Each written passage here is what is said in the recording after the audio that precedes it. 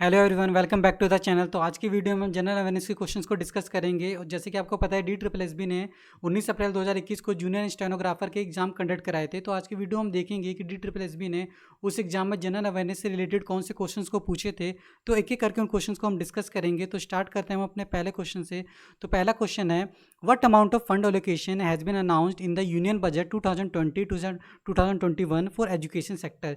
Union budget 2020-2021 में education sector के लिए कितना अमाउंट जो था फंड किया गया था। तो यहाँ पे ऑप्शन दिए हुए हैं, यहाँ पे 90,200 करोड़, 95,600 करोड़, 99,300 करोड़, 1,10,800 करोड़। तो यहाँ पे जो करेक्ट आंसर है वो है हमारा ऑप्शन 3, 99,300 करोड़ जो है हमारा करेक्ट आंसर है। और बात करें यहाँ पे एडिशनल इन्फॉर्मेशन की, तो प्रीवियसली ये जो फंड था पहले, इससे पहले जो था वो था 94,800 करोड़ पहले ये फंड था।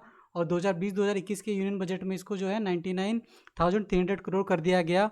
प्लस जो है इसमें जो स्किल डेवलपमेंट के लिए भी 3,000 करोड़ जो है एडिशनली अलग से अनाउंस किया गया इसके लिए। तो अब बात करते हैं यहाँ पे क्वेश्चन नंबर सेकंड की। तो क्वेश्चन नंबर सेकंड है, in which year session of the Indian National Congress was Vande Mataram sang for the first time. यानी वंदे मातरम जो है पहली बार कब गाया गया था इंडियन नेशनल कांग्रेस के सेशन में। तो उस साल को बताना है यहाँ पे। तो यहाँ पे ऑप्शन है 1896, 1899, 1898, 1897। तो यहाँ पे जो करेक्ट आंसर वो है हमारा ऑप्शन 1, 1896 में जो है पहली बार इंडियन नेशनल कांग्रेस के सेशन में इसको पहली बार वंदे मातरम को गाया गया था। और बात करें इससे रिलेटेड एडिशनल इन्फॉर्मेशन की, तो वंदे मातरम को जो 24 जनवरी 1950 को जो भारत का राष्ट्रीय गीत घोषित किया गया था। यानी कि 24 जनवरी 1950 को वंदे मातरम को एज ए नेशनल सॉन्ग जो है अडॉप्ट किया था इंडिया ने। तो इसको भी आप नोट कर लेना, जो डिटेल है आपकी स्क्रीन पे आ रही होगी तो इसको आप नोट कर लेना। अब चलते हैं हम नेक्स्ट क्वेश्चन पे। तो नेक्स्ट क्वेश्चन है, which of the following rivers has the longest path. इनमें से कौन सी रिवर है जिसका जो है पाथ जो है सबसे बड़ा है। यानी कि लॉन्गेस्ट पाथ कौन सा है, यहाँ पे लॉन्गेस्ट रिवर बतानी है यहाँ पे। तो हमें 4 ऑप्शन दिए हुए हैं। पहला ऑप्शन है गोदावरी, नर्मदा, कृष्णा, कावेरी। तो इसमें से इन ऑप्शंस में से जो लॉन्गेस्ट नदी है वो है हमारी गोदावरी। वैसे ओवरऑल की बात करें तो गंगा जो है हमारी लॉन्गेस्ट, यानी कि लार्जेस्ट रिवर जो हमारी गंगा है वैसे ओवरऑल। बट सेकंड नंबर पे हमारी आती है गोदावरी जो है सेकंड है, ओवरऑल लार्जेस्ट जो है गंगा है। बट यहाँ पे जो ऑप्शन हमें दिए हुए हैं उनमें से जो है गोदावरी ही सबसे बड़ी है, इन जो यहाँ पे जो ऑप्शन दिए हुए हैं। तो इसको भी आप नोट डाउन कर लेना, ठीक है। अब चलते हैं नेक्स्ट क्वेश्चन पे। तो नेक्स्ट क्वेश्चन है, what is the population density of India as per the census 2011 in per square kilometre. यानी कि पॉपुलेशन डेंसिटी ऑफ इंडिया बतानी है 2011 के सेंसस रिपोर्ट के हिसाब से कितनी थी। तो यहाँ पे ऑप्शन है 382, 415, 402, 395। जहाँ पे जो करेक्ट ऑप्शन है वो है ऑप्शन 1, 382 थी पॉपुलेशन डेंसिटी 2011 की सेंसस रिपोर्ट की बात करें तो। और जो वेस्ट बंगाल जो भारत का राज्य है वहाँ पे सबसे ज़्यादा पॉपुलेशन डेंसिटी थी, ठीक है। तो इसको इस बात का भी आप ध्यान रखना। नेक्स्ट क्वेश्चन पे चलते हैं। नेक्स्ट क्वेश्चन है, what is the absorption of water by plant roots and example of. जो प्लांट में जो रूट्स होती है वो वाटर को जो ऑब्जॉर्व करते हैं, तो इनमें से कौन सा प्रोसेस है जो उसका एग्जाम्पल है। तो यहाँ पे पहला ऑप्शन दिया है फोटोसिंथेसिस, सेकंड ऑप्शन है एंडोसाइटोसिस, थर्ड है ओसोमोसिस, फोर्थ है ट्रांसप्लांटेशन। तो यहाँ पे जो करेक्ट आंसर है, जो इसका एग्जांपल है प्लांट रूट्स में जो वाटर ऑब्जॉर्प्शन होती है उसका जो है ओसोमोसिस है। तो ओसोमोसिस को एक बार डिटेल में आपको समझा देता हूँ बेसिकली होता क्या है। ओसोमोसिस जो है बेसिकली ना वाटर की मूवमेंट होती है। वाटर की मूवमेंट अब किस तरीके से होती है उसमें ओसोमोसिस में देख लिए। यहाँ पे देखिए वाटर मॉलिक्यूल है, यहाँ पे मान लो यहाँ पे बेसिकली इस ब्लू वाले पार्ट को मान लो कि यहाँ पे वाटर मॉलिक्यूल जो है लार्ज अमाउंट में है, और ये जो आपका रेड पार्ट है यहाँ पे जो है वाटर मॉलिक्यूल जो है कम अमाउंट में है। तो यहाँ पे जो ऑस्मोसिस में बेसिकली क्या होता है, जहाँ पे वाटर की मूवमेंट ज़्यादा अमाउंट ऑफ वाटर होता है, वाटर उस एरिया में जाता है जहाँ पे वाटर का जो है अमाउंट जो है कम होता है। यानी कि जैसे ब्लू वाले पार्ट में वाटर का अमाउंट ज़्यादा है और रेड में कम है, तो ब्लू से वो रेड की तरफ जाएगा। तो ओसोमोसिस में बेसिकली यही होता है। और जो प्लांट बेसिकली क्या करता है, अपना सॉइल से वाटर लेता है। सॉइल में बेसिकली वाटर जो है बहुत ज़्यादा होता है और प्लांट के रूट में जो है वाटर बहुत कम होता है। तो प्लांट जो है सॉइल से जहाँ पे ज़्यादा वाटर है वहाँ से लेके अपना रूट में लेके आता है जहाँ पे क्या कहते हैं वाटर कम है। और बेसिकली ओसोमोसिस में यही तो होता है। तो ओसोमोसिस जो है प्लांट में रूट ऑब्जॉर्प्शन का एक एग्जाम्पल है यहाँ पे। तो इसलिए जो यहाँ पे हमारा ऑप्शन 3 जो है करेक्ट है, ठीक है। तो ये तो हो गई इसकी एक्सप्लेनेशन। अब चलते हैं क्वेश्चन नंबर 6 पे। क्वेश्चन नंबर 6 है, which of the following is present in chalk. जो चॉक होता है जो ब्लैक बोर्ड पे हम लिखने के लिए इस्तेमाल करते हैं, उसमें इनमें से कौन सा जो है प्रेजेंट होता है। तो यहाँ पे ऑप्शन दिए हुए sodium hydroxide, potassium nitrate, sodium chloride, fourth option है कैल्शियम कार्बोनेट। जो यहाँ पे करेक्ट आंसर है वो हमारा ऑप्शन नंबर 4 ही है, कैल्शियम कार्बोनेट। और जो कैल्शियम कार्बोनेट है इसको पेंटिंग पॉलिशिंग जैसे यूजेस में भी इस्तेमाल किया जाता है। तो अब चलते हैं अब नेक्स्ट क्वेश्चन पे। नेक्स्ट क्वेश्चन है, how many distinct floristic regions can India be divided into, जो इंडिया फ्लोरिस्टिक रीजन्स के अनुसार भारत को कितने हिस्सों में विभाजित किया जा सकता है। तो यहाँ पे ऑप्शन दिया हुआ है 7, 8, 6, 5। तो यहाँ पे पूछा डिस्टिंक्ट फ्लोरिस्टिक रीजन्स के अनुसार, तो यहाँ पे जो करेक्ट आंसर होगा सेकंड ऑप्शन होगा 8, यानी कि 8 भागों में, यानी कि 8 भागों में जो इंडिया को डिवाइड किया जाता है फ्लोरिस्टिक रीजन के अनुसार। फ्लोरिस्टिक रीजन बेसिकली क्या होता है, प्लांट फ्लावर से रिलेटेड एरिया जो होते हैं उन्हें फ्लोरिस्टिक रीजन्स कहते हैं। और जो बेसिकली ये 8 भागों में इसको डिवाइड किया जाता है।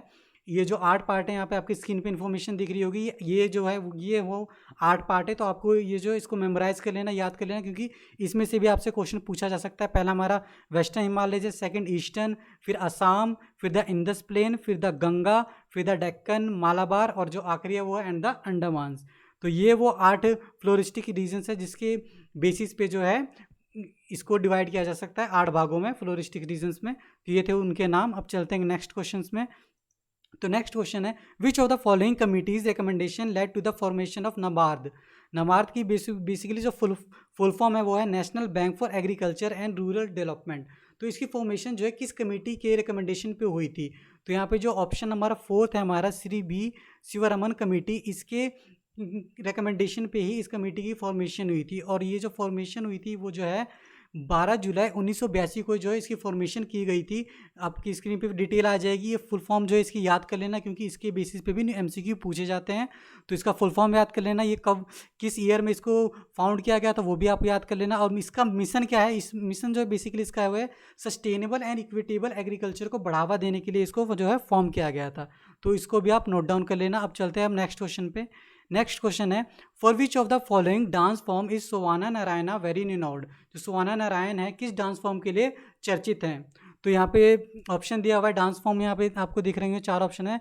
पहला ऑप्शन है भरतनाट्यम, दूसरा कथक, तीसरा लावड़ी है, और 4th है उड़ीसी।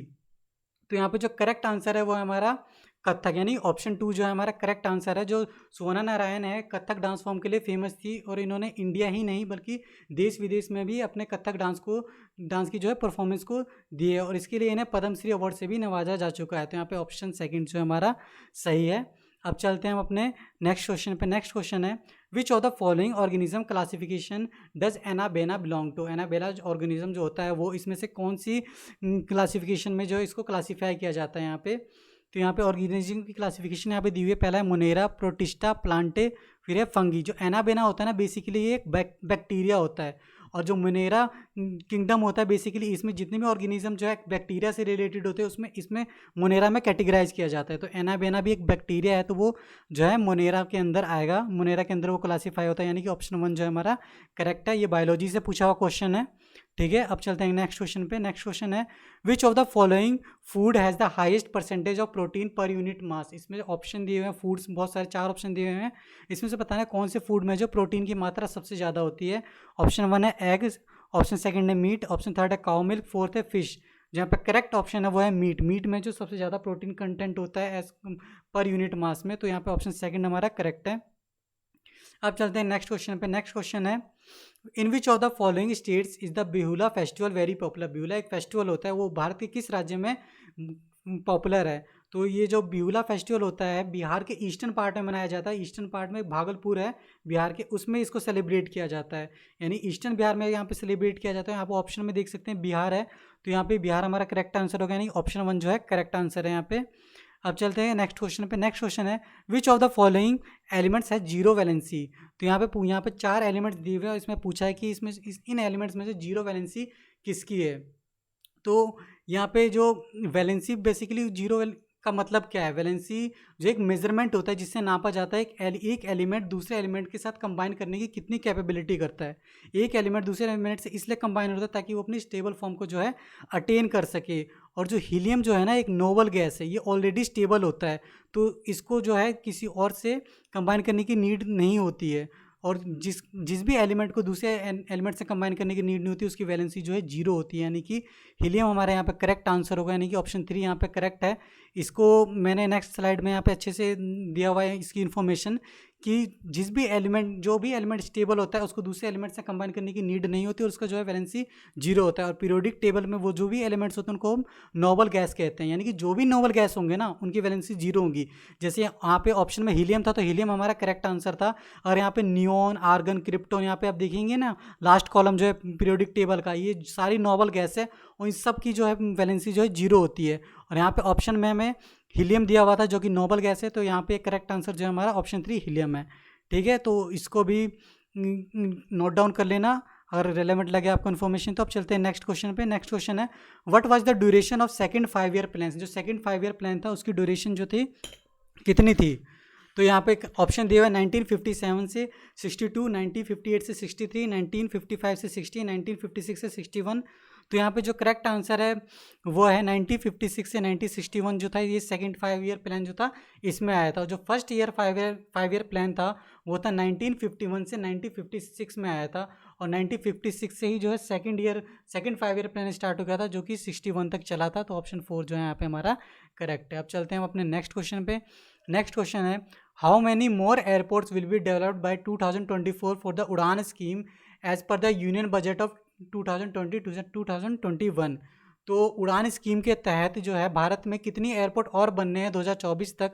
तो उसमें जो बजट में जो दिया गया था उसके अनुसार जो है यहाँ पे 100 एयरपोर्ट और बनने हैं 2024 तक। तो यहाँ पे ऑप्शन 1 हमारा करेक्ट आंसर है।